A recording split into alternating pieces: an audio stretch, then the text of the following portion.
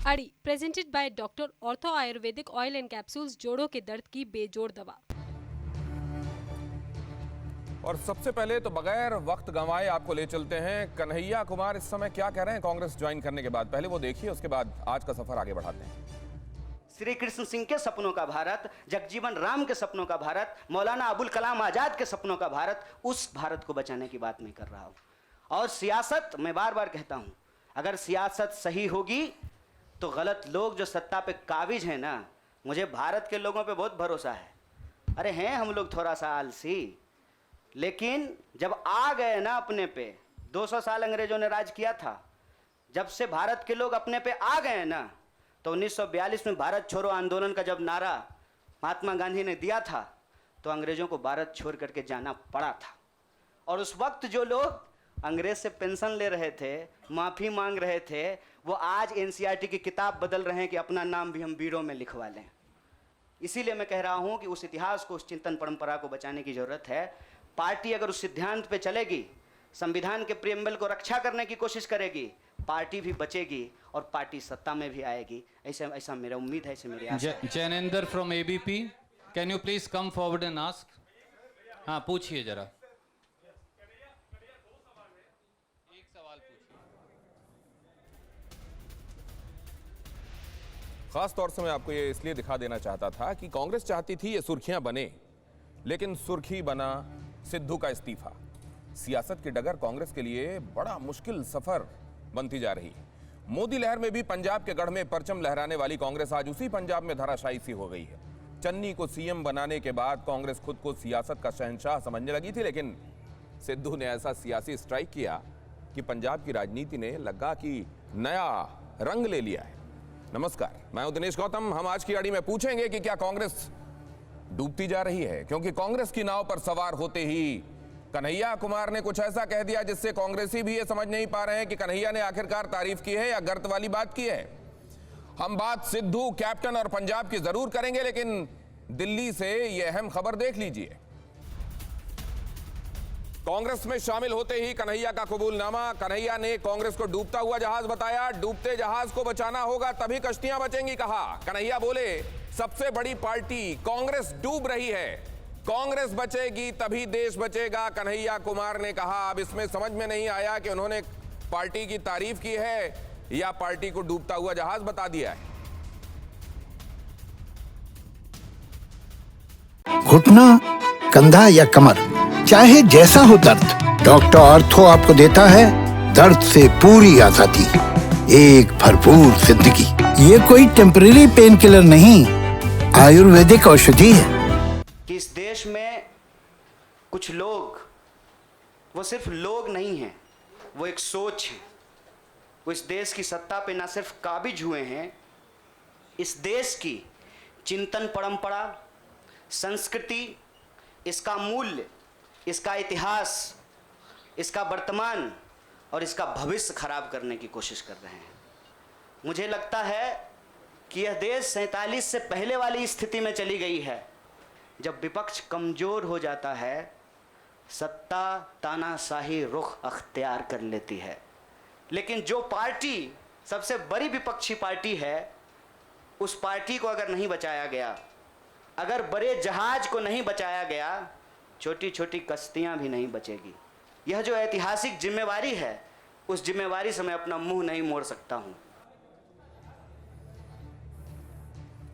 कांग्रेस कोशिश करती है कि डैमेज कंट्रोल हो, और वो डैमेज कहीं और बड़ा होता हुआ नजर आ रहा है। कई बार घटनाएं इसकी खुद गवाह बन रही हैं। क्यों ऐसा हो रहा है, हम इस पर बातचीत करेंगे। शाजिया इल्मी आपको नजर आ रही हैं, भारतीय जनता पार्टी की तरफ से प्रवक्ता, हमारे साथ आज की शाम इस चर्चा में। हरिंदर पाल सिंह एमएलए हैं, अकाली दल से ताल्लुक है उनका, वो भी हमारे साथ इस चर्चा में जुड़ रहे हैं। मुदित अग्रवाल कांग्रेस के नेता हैं, खास तौर से मुदित जी से काफी चर्चा होगी, बाकी लोग तो अपना पक्ष रखेंगे ही।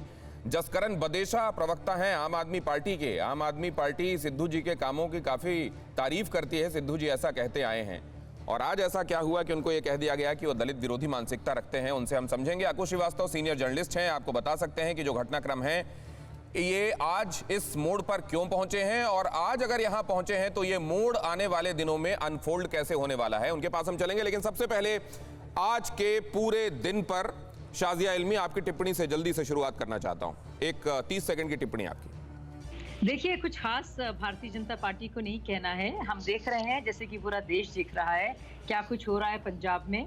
हम देख रहे हैं कैसे अब किस तरह के लोग कांग्रेस को पसंद हैं। अभी सिद्धू गए, पहले सिद्धू आए, फिर सिद्धू गए, अब कन्हैया जी आ गए हैं। तो किस तरह के लोग कांग्रेस को पसंद है, किस तरह की उनकी टेंडेंसीज हैं, देश के प्रति उनकी क्या सोच है, क्या आस्था है। अभी तो वो कन्हैया जी बड़े प्रियम्बल और संविधान की बात कर रहे थे। हम जानते हैं किस तरह के नारे उन्होंने लगाए हैं और लगवाए हैं। और सिद्धू जी की भी क्या असलियत है ये भी सामने आ रही है। तो सारी चर्चा मुझे लगता है भाजपा को कुछ ना तो बोलना चाहिए और ना ही उसको बगैर बोले काम हो रहा हो तो बोलने की जरूरत क्या है शाजिया जी? मैं आता हूं आपके पास। 30 सेकंड आपके पूरे, शुरुआत में टिप्पणी मैंने ली, मैं आपके पास आने की इजाजत चाहता हूं वापस। लेकिन अब मैं जाना चाहता हूं जरा मुदित अग्रवाल साहब के पास। मुदित जी, क्या हो रहा है? आप जितना चीजें बनाने की कोशिश कर रहे हैं और लगता है कई बार की बन रही हैं, मतलब उस दिन मायावती को आकर जब प्रेस कॉन्फ्रेंस करना पड़ा चन्नी के सीएम बनने के बाद तो लगा कि आपका मास्टर स्ट्रोक है, फिर ये क्या हो गया?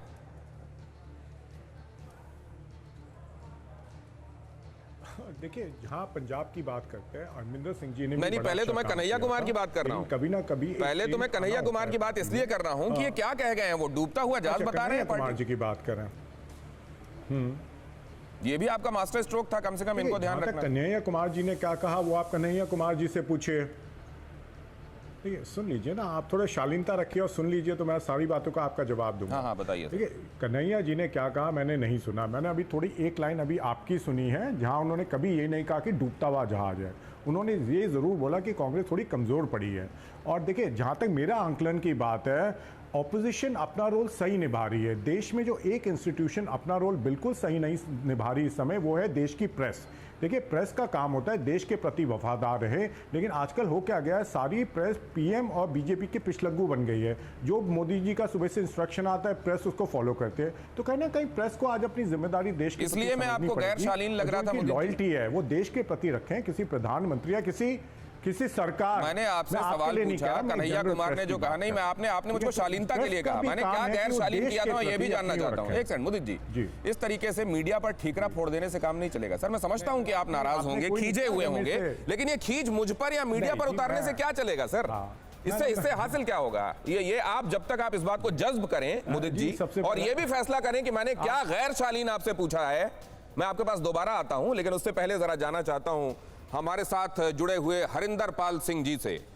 हरिंदर पाल सिंह जी, कैसे देख रहे हैं आप पूरे घटनाक्रम? नहीं मुदित जी, मैं शालीनता के मामले में मैं बहुत ध्यान रखता हूं कि विनम्रता से और शालीनता से, आप मेरे बुलाए हुए गेस्ट हैं, आपकी इज्जत करना मैं अपना धर्म समझता हूं, लेकिन आपने आते ही शालीनता को लेकर जो सवाल उठाया मेरे समझ में नहीं आया। मैं आता हूं, एक सेकंड। नहीं, पहले मुझे जाने दीजिए जरा अकाली दल के पास। अकाली दल भी इस बात को देख रहा होगा क्योंकि घटनाक्रम हर जगह का इंपॉर्टेंट होता है। ये दिल्ली में चल रही प्रेस कॉन्फ्रेंस के बारे में आपको कुछ जानकारी है या फिर आप अभी सिद्धू एपिसोड पर ही निगाह रख रहे हैं? देखिए, जो सिद्धू एपिसोड है इनका अंदरूनी मसला, मैं इस पे कोई टिप्पणी नहीं करना चाहता, पर लड़ाई साफ स्पष्ट है कि कुर्सी की लड़ाई है। पंजाब को एक स्टेबल गवर्नमेंट की, जो लोगों को जो एडमिनिस्ट्रेशन है उसकी तरफ ध्यान दे सके, ऐसी जरूरत है। तो मैं समझता हूँ भी इनका जो आपसी खाना जंगी चल रही है उससे नुकसान पंजाब का हो रहा है। इसकी तरफ जो आप दिल्ली की प्रेस कॉन्फ्रेंस कह रहे हैं, मिस्टर कन्हैया लाल ने जो प्रेस कॉन्फ्रेंस की है आज, कि उन्हीं की बात को मैं आगे बढ़ाता हूं कि आप कांग्रेस की चर्चा कांग्रेस के प्रवक्ता ज्यादा बता सकते हैं। मैं उनकी अंदरूनी लड़ाई पे कोई टिप्पणी नहीं करना चाहता, पर डूबते हुए जहाज के लिए वैसे भी ऑब्जर्वेशन ये है कि एक बहुत पुरानी पार्टी है, उसको बचाना पड़ेगा, नहीं तो बाकी कश्तियां डूब जाएंगी। एक बड़ा जहाज है, उसको बचाना पड़ेगा, वरना बाकी कश्तियां डूब जाएंगी। इस पर टिप्पणी आ रहा हूं। डूबते हुए जहाज की क्या चर्चा करनी? चर्चा तो इस बात पे की जानी चाहिए भी जहाज डूबा क्यों, जहाज डूबा क्यों, देश की सबसे बड़ी पार्टी की आज ये स्थिति हुई क्यों? ना वो सत्ता को अच्छी तरह से कर सकी, ना ऑपोजिशन का रोल अच्छी तरह से निभा पा रही है। सबसे बड़ा कारण भ्रष्टाचार, जो कांग्रेस के समय में मैंने समझा हूं जो चरम सीमा पे पहुंचा। दूसरा बड़ा कारण, एक बात ये भी देखना पड़ेगा हरिंदर पाल जी कि लीनियर मोशन में तो कोई चीज नहीं जाती ना, अप एंड डाउन सबका आता है, और ईसीजी भी यही दिखाता है। नहीं, एक सेकंड, ग्रैंड ओल्ड पार्टी तो ठीक है, एक दौर से गुजर रही है, बाकी पार्टियां जिनका इतिहास बहुत पुराना नहीं है वो भी इस बारे में सोच रही हैं क्या कुछ कि लीनियर कुछ नहीं होता, और जब अगर ऐसा दौर आए तो वो क्या करेंगी? मैं आपके पास लौटूंगा, लेकिन इस बात को लेकर अभी जरा अकु श्रीवास्तव जी के पास जाना चाहता हूं। अकु साहब, अभी दिल्ली की बात, यहां पर ये कितना बड़ा इवेंट रह गया कांग्रेस के लिए सिद्धू एपिसोड के बाद? सिद्धू एपिसोड पर तो हम जाएंगे, अगर सिद्धू एपिसोड ना हुआ होता तो ये कितना बड़ा इवेंट होता?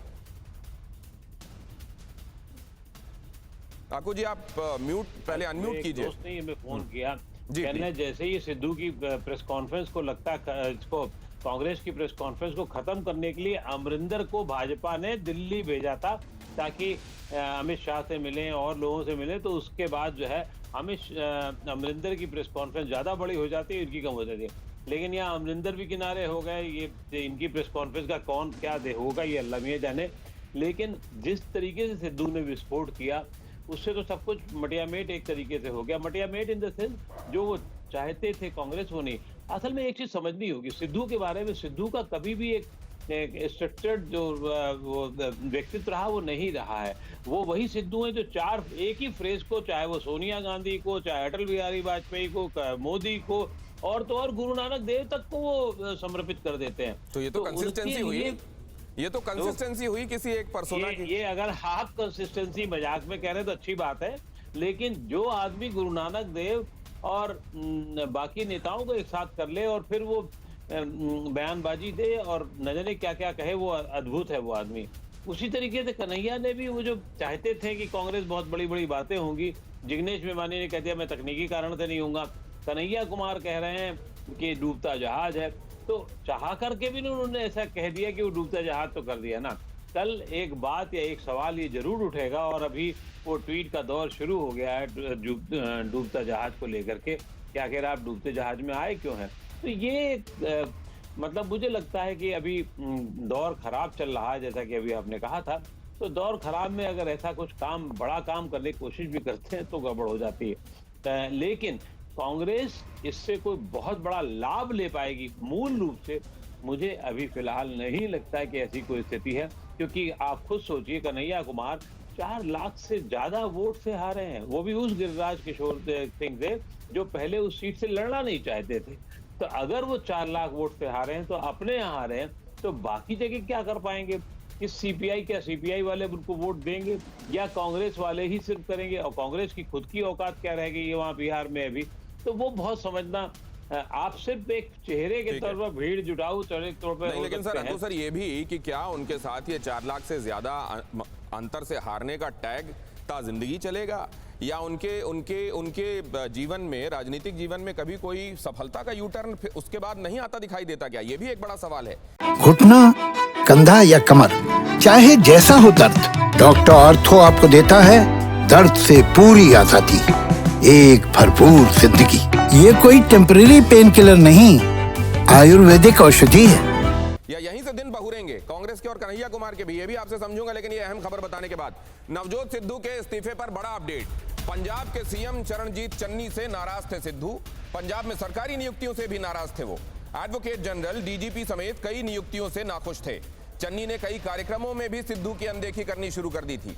सीएम चन्नी ने सिद्धू के इशारे पर चलने से इनकार कर दिया था, वो अपनी अथॉरिटी असर्ट करने लगे थे और ये बात सिद्धू को गवारा नहीं थी। ये है वो रेजिग्नेशन लेटर जिसमें उन्होंने ये तो नहीं कहा कि उनको किन किन बातों से परेशानी हुई है, लेकिन उन्होंने ये कहा कि जब कॉम्प्रोमाइज करना शुरू कर दे कोई तो उसका कोई व्यक्तित्व नहीं रह जाता और मैं इसलिए कॉम्प्रोमाइज नहीं करूंगा। लेकिन सवाल ये है कि कहां कॉम्प्रोमाइज की बात हुई, क्योंकि तब जब सिद्धू ने ये कहा था कि अगर मुझको फैसले लेने का की स्वतंत्रता नहीं मिली तो मैं ईंट से ईंट बजा दूंगा, तो क्या आज उन्होंने ईंट से ईंट आखिरकार बजा ही दी और गुरु क्या हो गए अपनी आदत के मुताबिक फिर से शुरू? जरा देखिए ये अभी के थ्रेड्स, कुछ अभी की इवेंट्स को अगर आप निगाह पर रखेंगे तो आपको समझ में आ जाएगा। श्रीमती सोनिया गांधी को जो उन्होंने लेटर लिखा है रेजिग्नेशन का, उसमें लिखा है समझौता करने से किसी भी की शख्सियत खराब हो जाती है। मैं कांग्रेस के भविष्य की भलाई के लिए किसी गलत एजेंडे के लिए एजेंडे से समझौता नहीं कर सकता, इसलिए मैं प्रदेश कांग्रेस कमेटी के अध्यक्ष पद से इस्तीफा देता हूं पार्टी के लिए, लेकिन मैं काम करता रहूंगा। ये उन्होंने अपने इस लेटर में लिखा है और आज करीब 3 बजे ये लेटर इससे जुड़ा हुआ ये मजमून ये आम हुआ और उसके बाद तो पूरी सियासत में एक तरीके से एक बड़ा स्टॉर्म में आ गया। सिद्धू का कांग्रेसी सफरनामा भी ये कहता है कि कहीं पर भी वो ये अगर लोग कह रहे हैं कि वो स्टेबल दिखाई नहीं दिए या ये डिसइंटीग्रेटेड से दिखाई दिए, वो क्यों कह रहे हैं वो जरा देखिए। सिद्धू ने कब क्या ऐसा किया है। सिद्धू का कांग्रेसी सफरनामा 15 जनवरी 2017 कांग्रेस में वो शामिल हुए। 12 मार्च को 2017 में पंजाब सरकार में उनको कैबिनेट मंत्री बनाया गया। 14 जुलाई 2019 में कैबिनेट मंत्री पद से उन्होंने इस्तीफा दे दिया और 18 जुलाई 2021 को पंजाब कांग्रेस के अध्यक्ष बने। मतलब अभी करीब करीब 70 दिन पहले वो कुर्सी इन्होंने संभाली थी जिससे आज उन्होंने इस्तीफा दे दिया। 28 सितंबर 2021 आज उन्होंने अध्यक्ष पद से इस्तीफा दे दिया। इससे पहले जब वो राज्यसभा में थे, बमुश्किल 80-86 दिन वो राज्यसभा में रहे थे। और आपको ये भी याद होगा कि जब वो क्रिकेट खेलते समय इंग्लैंड टूर पे गई हुई थी भारतीय टीम और तब अजरुद्दीन से कुछ कहा सुनी, छोटी सी बात कोई उन्होंने तेलुगु में कह दी थी जिसको इन्होंने अपशब्द समझ लिया था और ये वहां से चले आए थे और ये भी डिसिप्लिन का एक बड़ा मामला था। यही दुआ करते हैं वो लोग जहां पर गुरु होते हैं कि बस गुरु खुश रहें, क्योंकि नवजोत सिंह सिद्धू ईदर माई वे और हाईवे वाले फॉर्मूले पर यकीन रखते हैं। नवजोत सिंह सिद्धू को कैबिनेट मंत्री बनाया गया था इसीलिए कि भैया गुरु खुश रहें। सिद्धू को पंजाब कांग्रेस का अध्यक्ष भी इसीलिए बनाया गया कि गुरु खुश रहें। सिद्धू की वजह से कैप्टन की नाराजगी तक मोल ले ली गई ताकि गुरु खुश रहें। कैप्टन अमरिंदर सिंह से मुख्यमंत्री की कुर्सी वापस ले ली गई ताकि गुरु खुश रहें।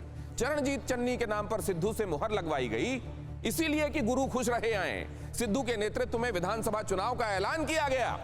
हालांकि इसमें सुनील जाखड़ ने तुरंत प्रतिक्रिया दी कि वो क्या नाम के लिए बिठाया आपने सीएम, लेकिन इसलिए किया गया ताकि गुरु खुश रहें। और सिद्धू को खुश रखने की तमाम कोशिशें आखिरकार बेकार साबित हुई, क्योंकि शायद उनको खुश होना ही नहीं था या वो काम जिससे वो खुश हो सकते थे वो काम किया ही नहीं गया था। इस्तीफे की इनसाइड स्टोरी जल्दी से सुन लीजिए। इस्तीफे की इनसाइड स्टोरी यह है कि कैप्टन के इस्तीफे के बाद सिद्धू सीएम बनना चाहते थे। हाईकमान ने सुनील जाखड़ का नाम आगे किया, पंजाब में 6 सीएम होने का मुद्दा उठने लगा। हाईकमान ने सुखजिंदर रंधावा का नाम आगे किया तो सिद्धू मन महसूस कर रह गए, नाराज हो गए। अंत में चरणजीत सिंह चन्नी के नाम पर मुहर लगी और चन्नी के सीएम बनते ही सिद्धू उन पर हावी होने की कोशिश करने लगे। सवाल उठने लगे कि क्या सिद्धू ही सुपर सीएम है। एडवोकेट डीएस पटवालिया को वो एडवोकेट जनरल बनवाना चाहते थे। सिद्धू की मर्जी के खिलाफ एपीएस देओल को एडवोकेट जनरल बनाया गया। चन्नी सरकार में सिद्धू अपने करीबियों को मंत्री बनवाना चाहते थे। कैप्टन के करीबी ब्रह्म मोहिंद्रा, विजयेंद्र सिंगला को मिला मंत्रालय। तय हुए नामों में से 4 को मंत्री बनने से नहीं रोक सके वो, और हाईकमान ने चन्नी से पूछकर मंत्रियों के नाम पर मुहर लगा दी।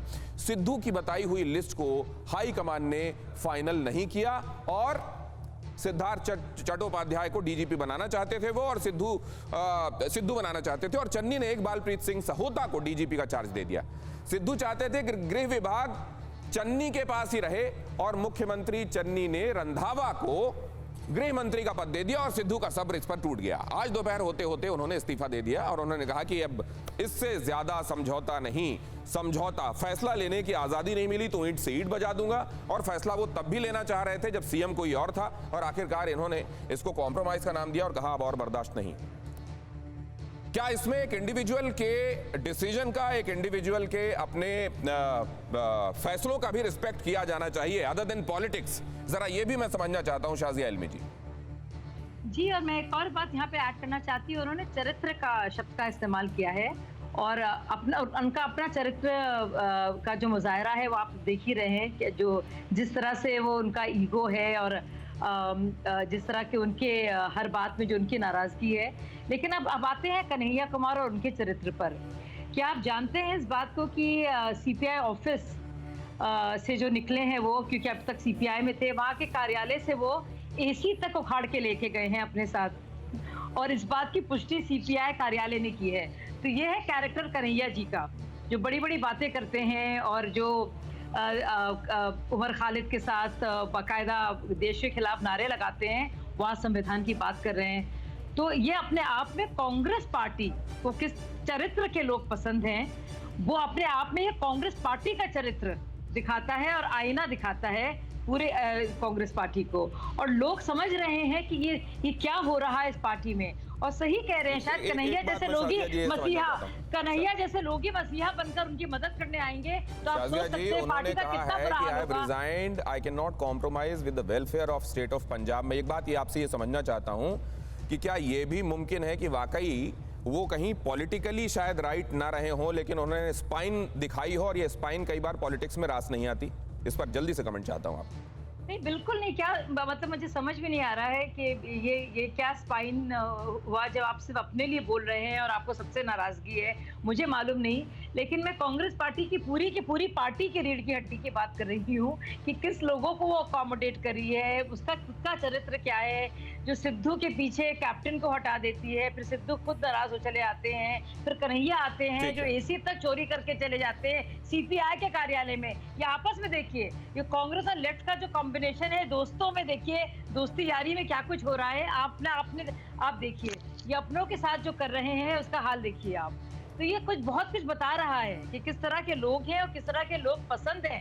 ये क्या पॉलिटिक्स में इस तरह के आरोप लगते ही रहते हैं क्या आप शाजिया जी? जैसे कभी किसी नेता पर ये आरोप लग जाता है कि देखो उसने रेमडेसिविर और तमाम जरूरी दवाओं का अपने यहाँ स्टॉक कर लिया था और वो उस समय केवल अपने अपनों को दे रहा था, किसी को दे ही नहीं रहा था। देखो अमुक चीज को ले गया अपने पास, उसके पास से इतने पैसे बरामद हुए और वगैरह वगैरह। कई बार ये होते हैं कि डॉक्यूमेंट्स लहराकर आरोप लगाए जाते हैं और कई बार लगा दिए जाते हैं, बाद में ये भी पता नहीं चलता कि वो सही थे या गलत।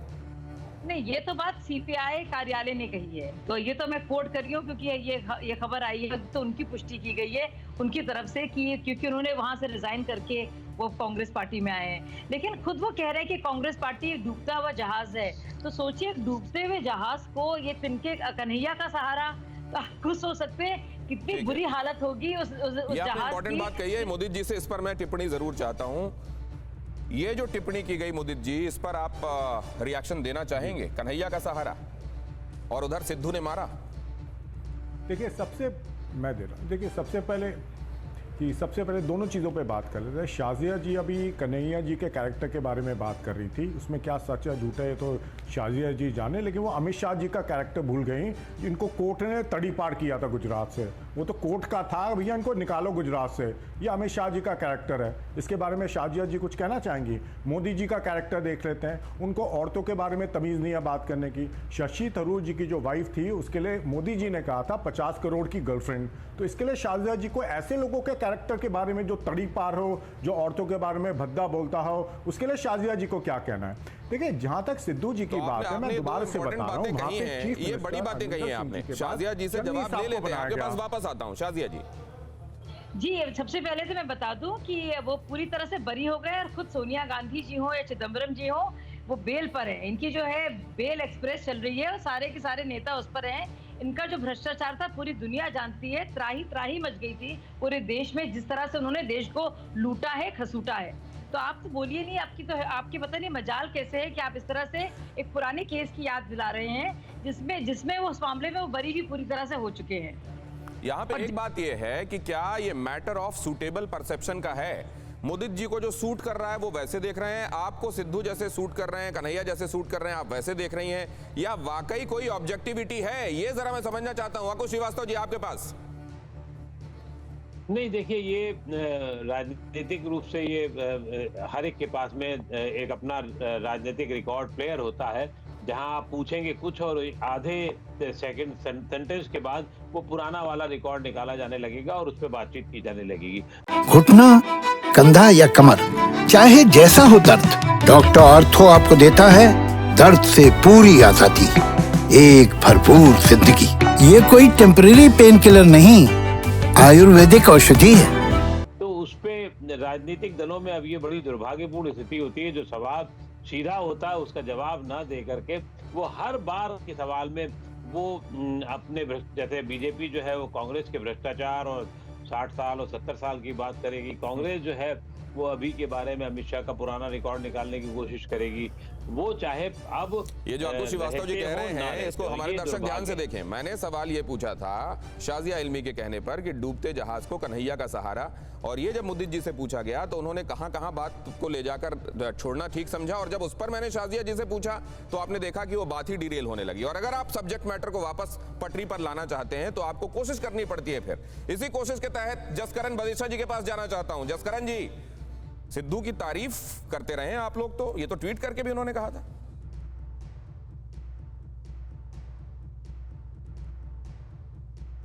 आप सर अनम्यूट कीजिए पहले। जसकरण जी, अनम्यूट कीजिए प्लीज। अनम्यूट बटन प्रेस कीजिए उसके बाद। हाँ प्लीज सर। हाँ गो अहेड। तो सिद्धू साहब जब सत्ता में कांग्रेस पार्टी आई थी तो बड़े जोर शोर से इन्होंने पंजाब को उम्मीद दी थी कि अकाली दल भाजपा पार्टी की 10 साल की जब सत्ता में रहे थे तो जिसमें पंजाब में नशे बढ़े थे, बेरोजगारी बढ़ी थी, करप्शन बढ़ी थी, गरीबी थी, गुरु साहबान की बेअदबी हुई थी, माफिया था, गैंगस्टर, इतने जो मुद्दे थे जिससे पंजाब बर्बादी की कगार पे पहुंचा हुआ था। तो कैप्टन साहब ने बहुत बड़ी उम्मीदें दी थी, ऐसे उनको ग्लोरीफाई किया था जैसे ये मतलब भाग्य विधाता हूँ। लेकिन मुद्दा ये हुआ कि जो हम देखते आए हैं कि जो अकाली दल भारतीय जनता पार्टी की सरकार जो माफिया बड़े थे, जिसमें लैंड माफिया हो, सैंड माफिया हो, ट्रांसपोर्ट माफिया हो, वाइन माफिया हो, वो तो वैसे का वैसा ही माफिया काम करता रहा। तो जिन मुद्दों को उभार के कांग्रेस पार्टी सत्ता में आई थी या कांग्रेस पार्टी मतलब ने सिद्धू चाह रहे थे ना कि तस्वीर सुधरे। आप लोग तारीफ करते हैं ना सिद्धू की, he wanted things to change. जी सर मैं वहीं आ रहा हूँ। तो उसमें वो कुछ हुआ तो हो नहीं, वैसे के वैसे चलता, बाद दस्तूर चलता रहा जो पहले 10 साल चलता था, 4.5 साल ये भी चलता रहा। तो अब कांग्रेस पार्टी ने जो कुछ शासन किया है इसमें डिलीवर तो कुछ कर नहीं पाए, इतने बड़े बड़े बातें किया कुछ भी नहीं। तब जो इनका लगा था इनको कि आगे इलेक्शन आने वाली है तो हम लोगों के पास कैसे जाएं, ऊपर से किसानों का मुद्दा है, किसान लोगों को, किसान नेताओं को ट्रेडिशनल पॉलिटिक्स जो है उसको सवाल करना शुरू कर दिया गांव में जाके। तो अब इन्होंने सिद्धू साहब को थोड़ा बढ़ाया और सिद्धू साहब ने जब देखा कि ये ताकत आ रही है, इसमें एक चीज है, इसमें पंजाब कहीं भी नहीं था। जो 10-15 दिन ये ड्रामा चला है, जब 2-3 महीनों से जो चल रहा है, इसमें पंजाब कहीं भी नहीं है, पंजाब के मुद्दे कहीं भी नहीं है, सिर्फ ताकत की भूख की लड़ाई थी। तो कैप्टन अमरिंदर सिंह जी के पास ताकत रहती है, सिद्धू साहब की आती है। अब दोनों की लड़ाई में जब ज्यादा ये बढ़ गया खेल, तो अब कांग्रेस पार्टी ने दखलंदाजी हेड ऑफिस ने करनी थी। तो उसमें कभी सुनील जाखड़ जी चीफ मिनिस्टर, कभी अंबिका सोनी जी, कभी ब्रह्मेंद्रा जी, कभी सुखजिंदर रंधावा जी, तो उसमें चन्नी जी कहीं भी राइट सर प्रायोरिटी नहीं। लेकिन उसके बावजूद आप सिद्धू की तारीफ करते रहे, ये सिद्धू खुद बताते हैं ये क्यों हुआ। ये मेरा सवाल था, आपने फिर भी सवाल का जवाब नहीं दिया। आप कह रहे थे वहीं आ रहा हूं, आपने कह दिया कि वो पावर के भूखे थे। तो पहले आपने ग्लोरीफाई क्यों किया था उनको? क्यों वो अपने ट्वीट में कह रहे थे कि आम आदमी पार्टी मेरे कामों को पसंद करती है? मैं आपसे समझूंगा, लेकिन मैं मोदी जी के पास एक बार फिर जाना चाहता हूं। ये एक अहम सवाल है, क्या पावर हंगर आपके यहाँ इतना बढ़ गया है कि डिसिप्लिन एक तरफ हो गया है, जनता के मुद्दे एक तरफ हो गए हैं? वो छत्तीसगढ़ हो, वो राजस्थान हो, वो पंजाब हो, सब जगह यही तस्वीर दिखाई दे रही है क्या? मोदित अग्रवाल जी देखिए, जो भी पार्टी होती है, आप एक बात समझ लीजिए, डेमोक्रेसी में चाहे कोई भी पार्टी हो, कहीं ना कहीं थोड़े बहुत मतभेद हर पार्टी में होते हैं। कोई ऐसी पार्टी नहीं है जिसके अंदर पार्टी में मतभेद नहीं होते। दिक्कत क्या है, बीजेपी मतभेद को किस तरह से सेटल करती है। वो कीर्ति आजाद को पार्टी से बाहर निकाल देती है, गुजरात में वो शत्रुघ्न सिन्हा को पार्टी से बाहर निकाल देती है। अभी वहां भी पावर ट्रांसफर हुआ, मुरली वहां नहीं मनोहर दिखाई जोशी की, मैं वही आ रहा हूँ। देखिए गुजरात में मैं बता रहा हूँ, बिल्कुल। अब आप सुन लीजिए ना मेरी बात। अडवाणी जी और मुरली मनोहर जोशी जी की बेइज्जती करके उनको पार्टी की साइड में कर देती है, अरुण शौरी जी को पार्टी से बाहर निकाल देती है। देखिए वहाँ उस पार्टी में किसी की हिम्मत है अमित शाह और मोदी जी के अगेंस्ट कुछ बोल ले? देखिए ये ध्यान रखने वाली बात है। मैंने कहा अमित शाह जी तड़ी पार थे, कोई वजह थी ना उनको तड़ी पार किया था। तो वहाँ किसी की हिम्मत है किसी एमएलए की बोल दे? क्योंकि अगर वो बोल देंगे उनको पता उनके साथ क्या होने वाला है। देखिए ये सोचने की जरूरत है। दिक्कत क्या है, बीजेपी के अंदर कोई इंटरनल डेमोक्रेसी नहीं है। जहां तक पंजाब की बात कर लेते हैं, अमरिंदर सिंह जी ने बड़ा अच्छा काम किया।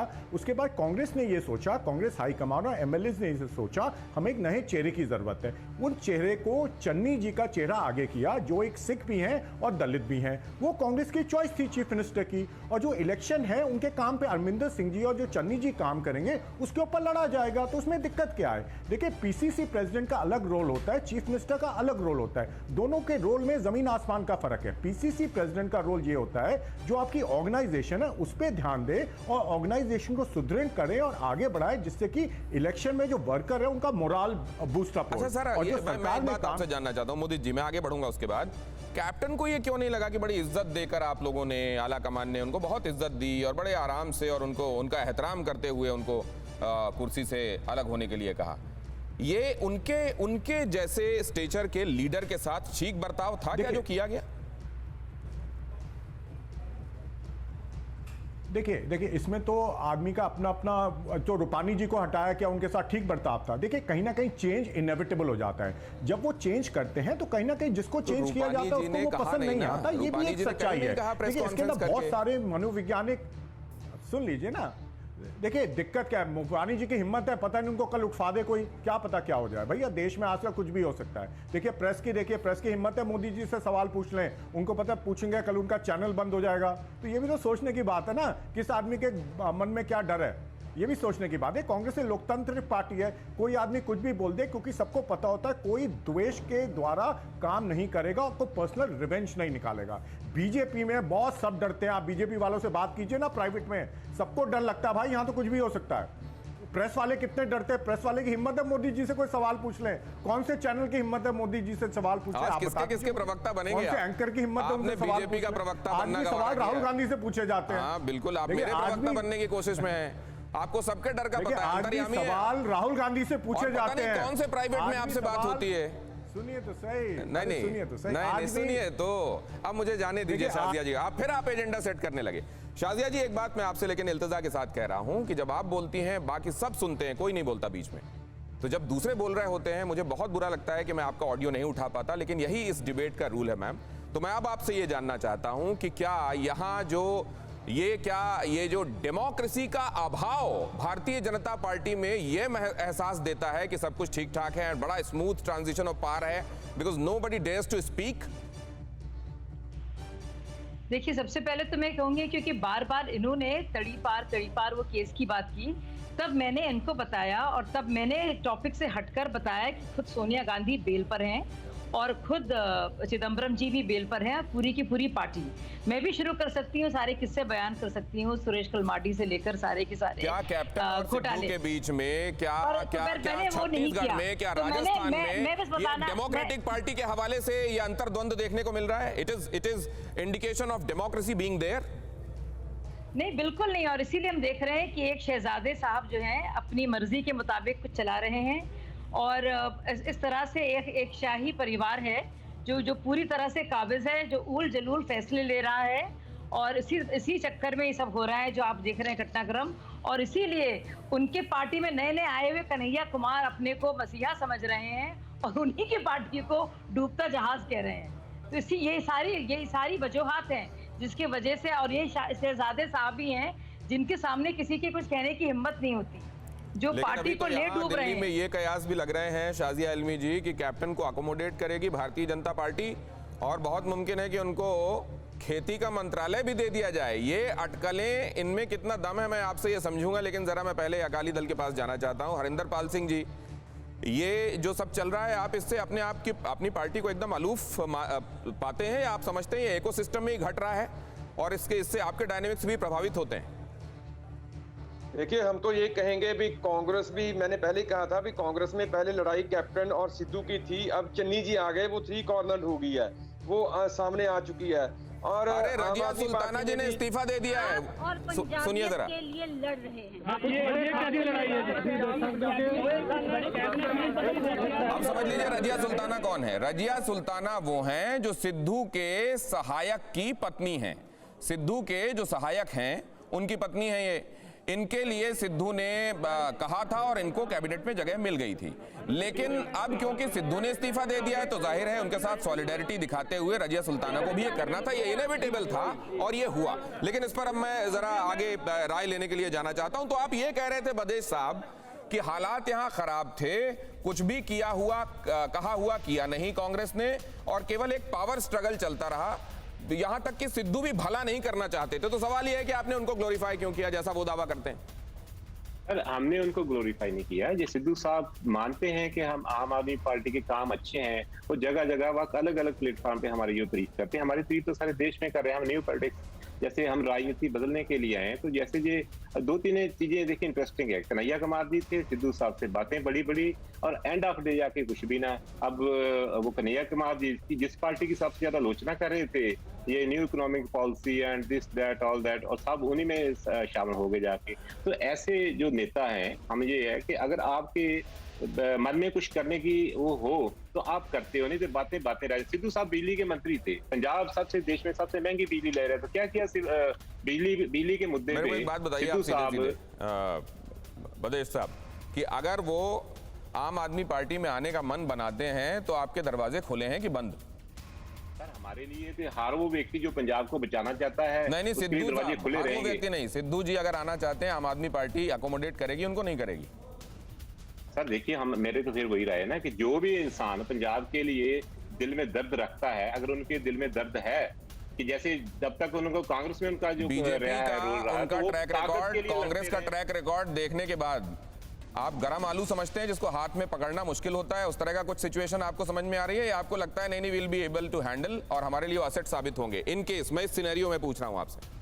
सर इसमें ये है कि हर वो व्यक्ति जो हमारी पार्टी के विधान को मांगता है, हमारी पार्टी के पॉलिसी को अच्छा समझता है, जो ये मानता है कि हमारी पार्टी अच्छे के लिए काम कर रही है, देश की राजनीति को सुधारने के लिए काम कर रही है, अगर वो आता था बशर्ते कि उसका करैक्टर केस या इसकी जो है गलत बातों से तल्लुक ना हो, तो हमारे लिए वेलकम है। कि वो एक रिकॉर्ड बचता है, वो रिकॉर्ड मैंने कोशिश की लेकिन वो उसी तरीके से आया। मैं आकुश श्रीवास्तव जी के पास एक बार फिर चलता हूं। आकुश श्रीवास्तव जी, फॉर सिद्धू, आप सिद्धू के अपने लिए पॉलिटिकल यहां से पर्सपेक्टिव आप क्या देखते हैं किसी भी पार्टी में?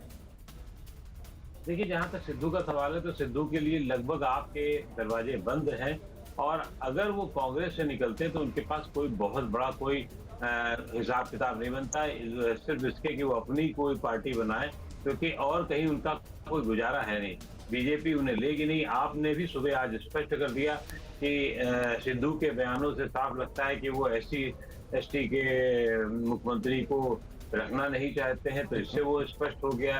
और आप वैसे भी नहीं कर सकती, क्योंकि आप किसी भी ऐसे नेता को नहीं बर्दाश्त करेगी जो पार्टी के खिलाफ जरा सा भी, या अरविंद ये तो केजरीवाल बाकी पार्टियों की किस्मत से छीका टूटा है सर। वो 32% सबको लग रहा था कि ये ले गए कांग्रेस वाले, तो अब तो सब यही कह रहे हैं कि ये लगता है दलित विरोधी है। लेकिन ये जो सिद्धू हैं, ये कहते हैं आकाश की कोई सीमा नहीं, पृथ्वी का कोई तोल नहीं, और लोगों ने जो आज देखा है उसके बाद लोग यही कह रहे हैं सिद्धू का कोई ठीक नहीं। जरा देखिए, ये आकाश की कोई सीमा नहीं, पृथ्वी का कोई तोल नहीं, साधु की कोई जात नहीं, और पारस और बापू आसाराम का कोई तोल नहीं, कोई मोल नहीं। आकाश की कोई सीमा नहीं, पृथ्वी का कोई तोल नहीं, साधु की कोई जात नहीं, और पारस और नरेंद्र भाई मोदी का कोई तोल नहीं, कोई मोल नहीं। क्योंकि आकाश की कोई सीमा नहीं, पृथ्वी का कोई तोल नहीं, साधु की कोई जात नहीं, पारस और सोनिया जी का कोई तोल नहीं, कोई मोल नहीं। आकाश की कोई सीमा नहीं, पृथ्वी का कोई तोल नहीं, साधु की कोई जात नहीं, और पारस और बाबा नानक का कोई तोल नहीं, कोई मोल नहीं, कोई तोल नहीं, कोई मोल नहीं। मोदी जी, इस बार आखिरी में कौन फिट होने वाला है?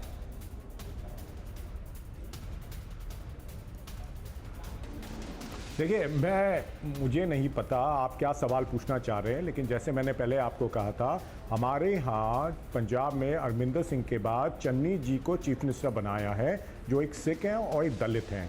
तो मुझे लगता है बड़ा अच्छा मैसेज गया है लोगों में, और जो काम अरविंदर सिंह जी ने पहले किए थे उसको ही चन्नी जी आगे लेके जाएंगे। और मुझे पूरी उम्मीद है जो पिछले 5 साल, 4.5 साल अभी हो गए और 6 महीने और कांग्रेस की परफॉर्मेंस को लोग इवैल्यूएट करेंगे। फिर कहा क्या जा रहा था कि एक दलित मुख्यमंत्री बनेगा और उसको रिमोट की तरह चलाएंगे, वो जो फैसला लेगा उसको हम स्वीकार भी नहीं करें? क्या उसको अपना डीजी को अपॉइंट करने का फैसला क्या अधिकार नहीं होगा?